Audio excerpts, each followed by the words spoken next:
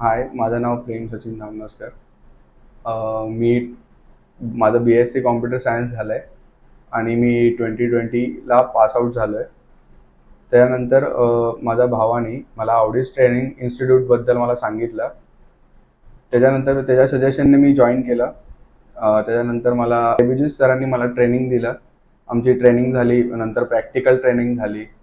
त्यानंतर मला तेजस सरांनी आणि त्यांनी सगळ्यांनी मला त्यांच्या पूर्ण टीमनी आमचे इंटरव्ह्यू लाईन अप केले. त्यानंतर मला जॉब लागला आणि मी आता ॲज अ DL सपोर्टर म्हणून लागलो आहे आणि माझं करंट पॅकेज आहे 2.5 LPA.